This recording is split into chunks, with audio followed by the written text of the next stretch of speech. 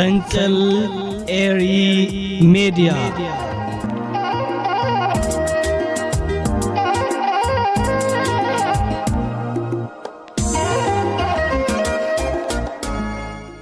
سلام تقاطعتي مدبات فنكل إيري ميديا كميتم سيو نلوم ربع سلاسان حدن تحساس زبالكو بكالايت عست مدبات قريبا لخو نمكتالكم بخبري عدم سناي مكتال أبناي مو داتا معالتن علتن نعمته كلتشين إسران حموشينا نركب زلنا دحرق لساعتات ناب 11 عمد كلتشين إسران شدشتن كنسقا قرينا نملاز بيرترا أوشت هاقر نوتان بفلايكا نجيقنا حيلتات مكل خالو حلاوي ريمون دواتون لالاونتون رحسك انيات حدش عمتن بعلدتن كخون اللهم نمنا عمته كلتشان عسران شدشان عمته سلامن رهوان بلتقنان كتكون لنا بزا قاتامي بسم فنكل إيري ميديا سناي من نيوتي كقلت دالي دقاقيمة رحس حدش عمت رحسك انيات بعلدتن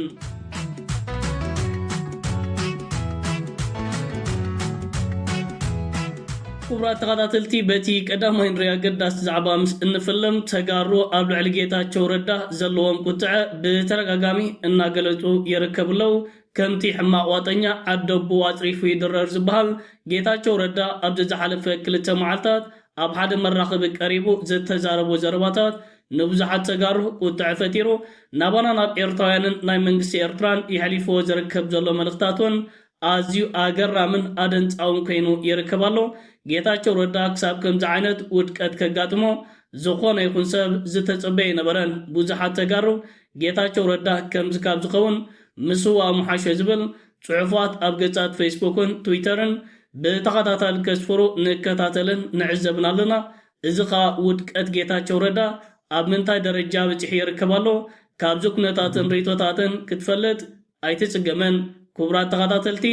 እዛ ቪድዮ ናባኹም ከብላየ نابانا ناب إيرتراوينن ناب منغستي إيرترا زحلفون زحاسوون عب حسوتيو إيرترا منغستي انتشي بتملكة تغنكو عندي سماوت نجر أتريدوان الزايم أمباسادر يالا الزي متو ناتنا أغنتواتشو نبر لك ريال متو أغنتوان نبر إن فاكت تقلع نستوري يسطو ملكتنا ميلو إيرترا منغست انتشن كلير نو جيتشتو سكاقبان أدفانتيج وسلان لاسكو موالشلم سلازي ያለን ልዩነታችንን አብረን ብንሰራ ነው የሚያዋጣው ብሎ ጠቅላይ ሚኒስትሩ ይሰደለከለ ሁላችንንም አግኝተዋል እኔ ጋር እንዳሰርቀን ቆይቶ ነው የተመለሰው ግን የተቀበለው ሰው አልነበር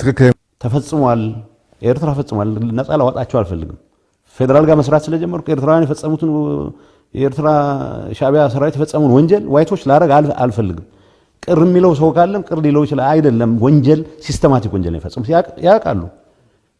ቅድም ዳልኩ ማስጠንቀቂያውም እኮ ኢሳያስ ይሄን አጋጣሚ ከተጠቀመ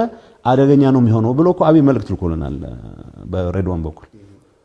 ማለት ታሪክ ስለሆነ ነው ግን ሬክለስ ነው ኢት ዋዝ ሬክለስ ኦን አወር ፓርት የኢሳያስን አቅም አኒመስ ምንድነው ጥላቻ ያያወቅን ይሄን አጋጣሚ ተጠቅመን ኢት ውድ ራዘር ቢ አትሊስት ይነስም ይብዛም የኢህአዴግ አመራር አባል ነበረ ከሱ ጋር ተቀራርበህ መስራት ወይ አትሊስት ልዩነቱ ይሰፋ ወደ ጦርነት የሚያደርግበት ሁኔታ አቮይድ ማድረግ ሲገባ አላረግ ነው ሶሎ ከዛ አንፃር ነው ግን የነበረው መፋጠጥ እንዳልኩት ቦይሊንግ ፖይንት ላይ ደርሶ ነበር የሆነ ሰው ሊያስቆመው ይችላል የሚል እምነት የለኝም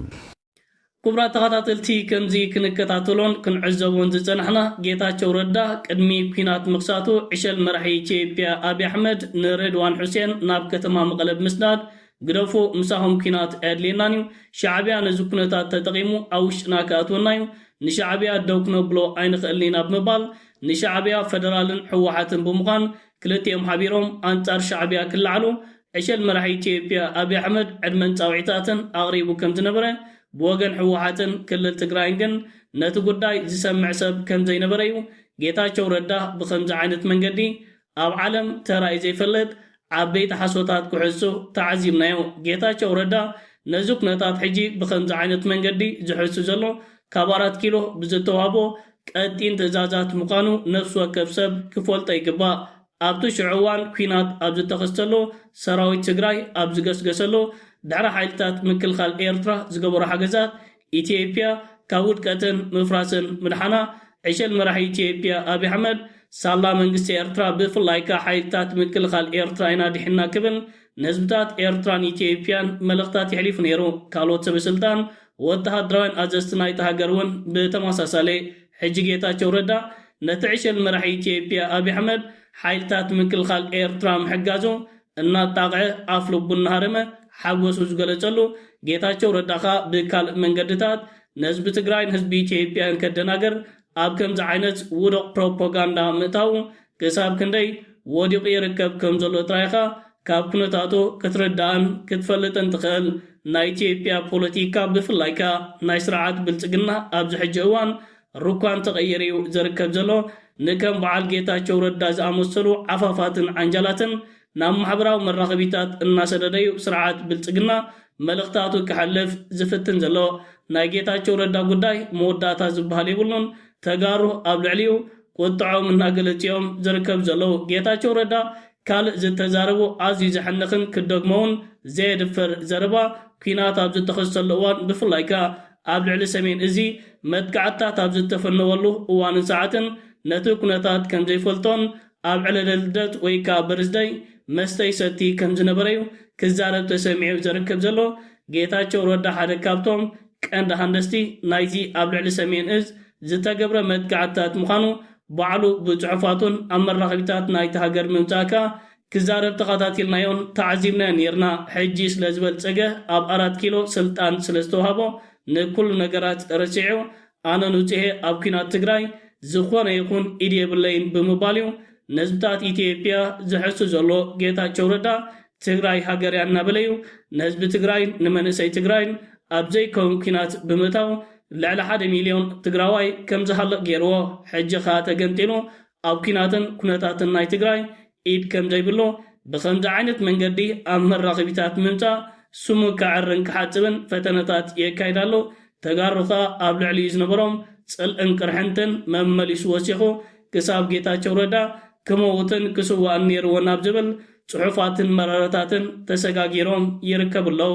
ናይ ብልጽግና ፖለቲካ መወዳእታ ዝበሃል የብሎን ጌታቸው ዓንጃል ኣፈኛ ዕሸል መራሒ ኢትዮጵያ ምዃን ኣብ መራኸቢታት ዝገብሮ ዘሎ ምግዓር ግን ዝቕይሮ ዝኾነ ይኹን ኩንነት የለን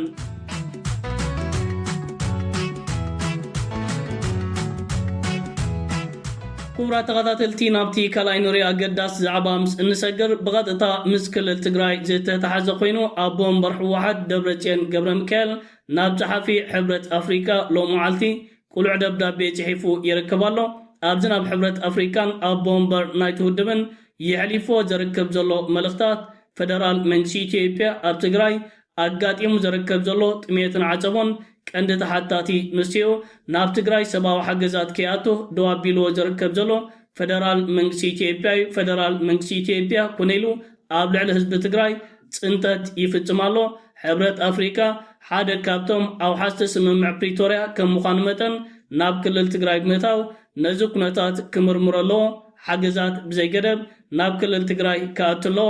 كافتوتي حزب تقراي زخونو زتفلالي تولتي نايكال هاجر زيغاتاتن تغارون ኢትዮጵያውያንን ናብ ክልል ትግራይ ዝኣቱ ዘሎ ሓገዛት ገበን ተቆፂሩ ደው ምባሉ ስርዓት ብልጽግና መርኣያ ናይቲ ኣብ ልዕሊ ህዝቢ ትግራይ ኣውጅዎ ዝርከብ ዘሎ ጽንተት ብጥሜቲ ክብል እዩ ደብረጽዮን ገብረ ሚካኤል ብኸምዚ ዓይነት መንገዲ ቁሉዕ ደብዳቤታት ምጽሓፍ ኣብ ሓስተ ስምምዕ ፕሪቶርያን ሓያላት ሃገራትን ነቲ ኣብ ትግራይ ኣጋጢሙ ዝርከብ ዘሎ ጥሜትን ዓፀቦን ብህፁፅ ፍታሕ ከናዲሎ እንተዘይኮይኑ ግን ሕወሓት ናብ ካልእ ኣማራጭታት ከኣቱን ክወድቕን ምዃኑ ብኸምዚ ዓይነት መንገዲ ንፈለማ እዋን ደብረጽዮን ገብረ ሚካኤል ምስ ጥሜትን ዓፀቦን ኣብታ ክልል ተኸሲቱ ዝርከብ ዘሎ ተታሒዙ መረረታቱ ገሊጹ ዝርከብ ዘሎ ኣብ ክልል ትግራይ ኣጋጢሙ ዝርከብ ዘሎ ጥሜትን ዓፀቦን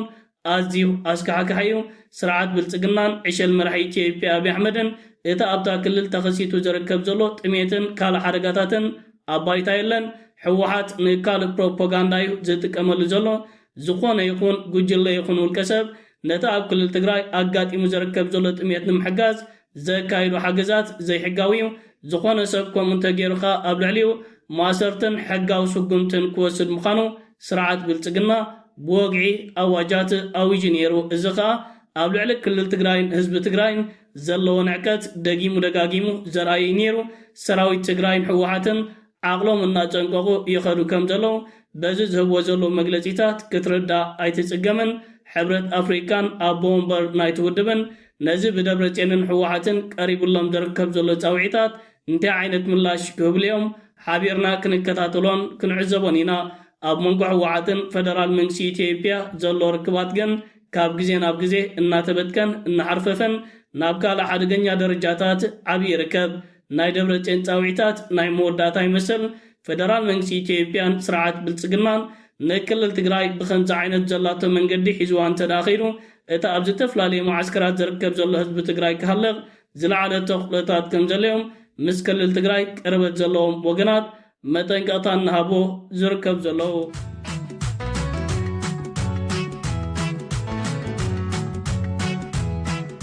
ክቡራት ተኸታተልቲ ናብ ሳልሳይ ናይ መወዳእታ ንሪኦ ዛዕባ ምስ እንሰገር ሚኒስትሪ ጉዳያት ወፃኢ ኢትዮጵያ ትማሊ ኣባይ ተወከልቲ ህዝቢ ናይቲ ሃገር ቀሪቡ ንዝሓለፈ 2 ዓመታት ባሕርን ኣፍ ደገ ባሕርን ዝበሃል ናይ ቀትሪ ሕልምን ሕማምን ኣባይታ ተግባራዊ ክኸውን ስለ ዘይከኣለ ኩሉ ዘካይዱ ፈተነታት ክሰርሕ ስለ ዘይከኣለ ብሕርካን ኣባይ ተወከልቲ ህዝቢ ናይቲ ሃገር ኮግባዕብዕ ተሰሚዑ ይርከብ ኣሎ ኢትዮጵያ ንባሕርን ኣፍ ደገ ባሕርን ጀሚራቶ ትርከብ ዘላ ምንቅስቃስ ዶክተር ብለይኩነትን ናይ ቀዳምነታት ሂባ ትሰርሓሉ ዘላ ጉዳያ ኣብ ውሽጢ ኢትዮጵያ ብምዃን ባሕርን ኣፍ ደገ ባሕርን ኢትዮጵያ ከይትረክብ ዝንቀሳቐሱ ዘለዉ ጉጅለታትን ውልቀ ሰባትን ካብ ተግባራቶም ክእደቡ ይግባእ ኢትዮጵያ ባሕርን ኣፍ ደገ ባሕርን ክትበፅሕ ኣብ እትገብሮ ዘላ ፈተነታትን ጉዕዞን ዝተፈላለዩ ሃገራት ዝዕንቅፅኣ ዘለዋ ካብ ተግባራትን ክወጠባ እንተዘይኪኢለን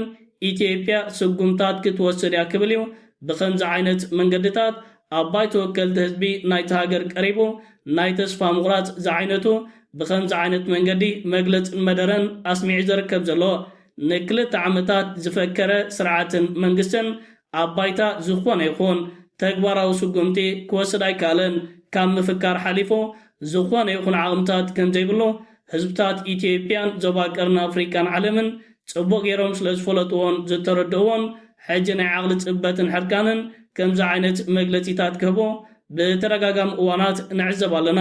እዚ ትማሊ ሚኒስትሪ ጉዳያት ወፃኢ ናይቲ ሃገር ሂብዎ ዝርከብ ዘሎ ከምዚ ዓይነት መደረታት ኣብ ውሽጢ እቲ ሃገር ኣጋጢሙ ዝርከብ ዘሎ ኩናትን ዕግርግረን ሓደ ካብትን ኢትዮጵያ ኮይንዋ ዝርከብ ዘሎ ዓበይቲ ውድሆታት ከም ዝኾነ ብምጥቃስ እዚ ኩነታት ብህፁፅ ደው ክብል ናብ ፋኖን ግንባር ሓርነት ኦሮሞን ካልኦት ኣብቲ ሃገር ዕጥቃዊ ቃልሲ ዘካይዱ ዘለዉ ጉጅለታት እዩ ፈቐራታት ይሕሊፉ ዝርከብ ዘሎ ኣብዞም ዕጡቓት ጉጅለታት ብተደጋጋሚ እዋናት ፈቐራታት ተኸይዱ ዝኾነ ይኹን ፍታሕ ግን ክመፅእ ኣይተዓዘብናን ኢትዮጵያ ቀስ ብቐስ ብመቐስ እናተፈራኸሸት ከም ቅጫ መሸላ ኣሰራታ ትጠፍኣላ ሰበስልጣናት ኸ ህዝቦምን ሰበስልጣናቶምን ኣኪቦም ምልጋፅ ቀፂሎሞ ይርከብለዉ ክቡራት ተኸታተልቲ ፈንቅል ኤሪ ሜድያ ንሎማ ኣዳልዩ ዝነበርኩ ካልኣይ ትሕዝቶ መደባት እዚ ክትከታተሉ ፅናዕኩም እዩ ዝመስል ነይሩ ጽባሕ ብካልእ መደባት ክሳብ እንራኸብ ሰላም ወሰናይ ኣብ ዘለኹሞ ብረኹም ሸደክሬም ደጊመ ደጋጊመ ርሑስ ሓድሽ ዓመት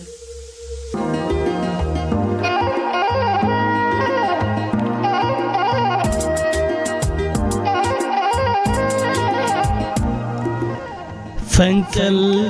ኤሪ ሜድያ